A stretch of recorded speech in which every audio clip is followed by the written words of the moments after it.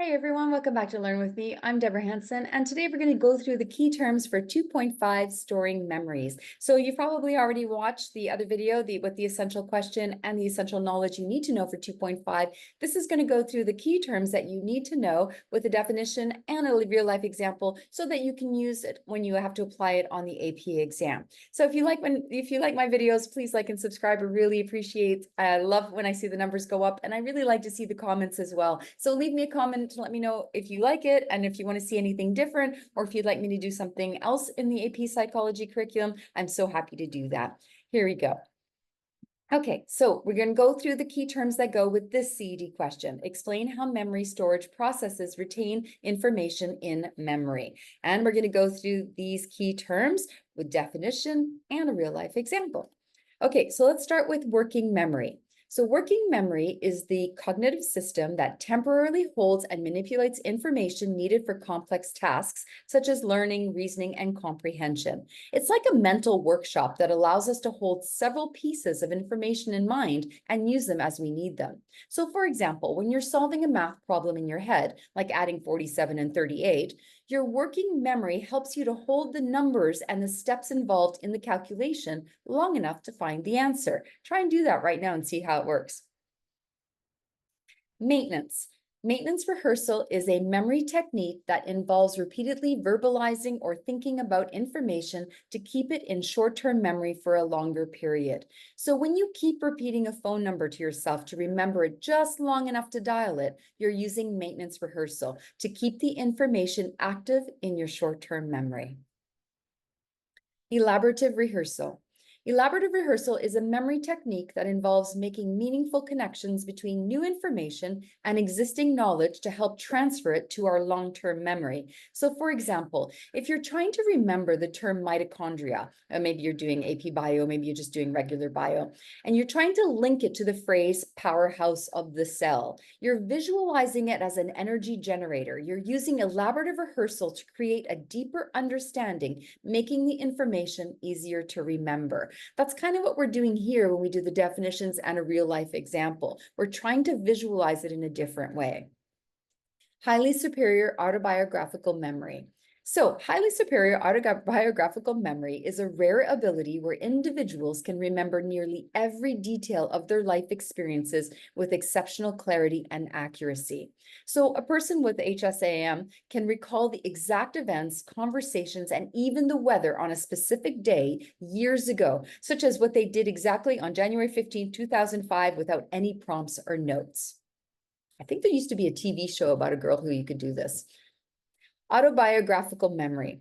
Autobiographical memory is the ability to remember personal life events and experiences, including facts and emotions related to those events. So for example, recalling your first day of school, including what you wore, how you felt, and specific events that happened that day. That would be an example of autobiographical memory. And I think we talked about in the other video, things like, an important birthday or a wedding. So any event that has deep meaning for you, you tend to remember in more vivid details. Amnesia. Amnesia is a condition characterized by partial or complete loss of memory, often caused by a brain injury, illness, or psychological trauma. So for example, a person who experiences a head injury in a car accident may forget events that happened immediately before or after the accident, such as not remembering where they were going or how the crash occurred. We have retrograde amnesia. Retrograde amnesia is a type of memory loss where a person is unable to recall events or information from before the onset of amnesia, but can still form new memories. So after that head injury, someone might forget personal details like their wedding day or vacation they took a year ago, but they can remember everything that happened after the injury. Anterograde amnesia. Anterograde amnesia is a type of memory loss where a person cannot form new memories after the onset of amnesia, but can still recall events from before. So if someone suffers from anterograde amnesia after a head injury, they might remember their childhood and events before the injury, but they will not be able to remember meeting a new person or what they had for breakfast that morning. Infantile amnesia. Infantile amnesia is the inability of adults to recall memories from early childhood, typically before 3 or 4 years old. So an adult might not be able to remember their first birthday party or any experiences they had as a toddler, even though those events occurred in their early years. Okay, so now we're going to go through all the words. Try to see if you can remember the definition and the example that goes with them. You can pause every time you see the word, okay? Hopefully you've written these down either on your flashcards, in your notebook, whatever. It's just a great way to just keep recalling those words. Working memory. Maintenance. Elaborative rehearsal. Highly superior autobiographical memory. Autobiographical memory. Amnesia. Retrograde amnesia. Anterograde amnesia. Last one, infantile amnesia. And those are the key terms for 2.5, storing memories.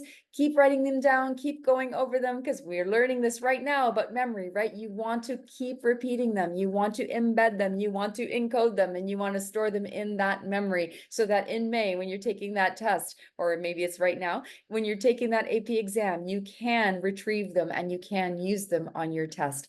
If you like this video, please like and subscribe. I really appreciate it. If you have any questions, leave them in the comments. I always answer, and I'm so happy if you have any questions to answer those as well. Have a great day. See you next time.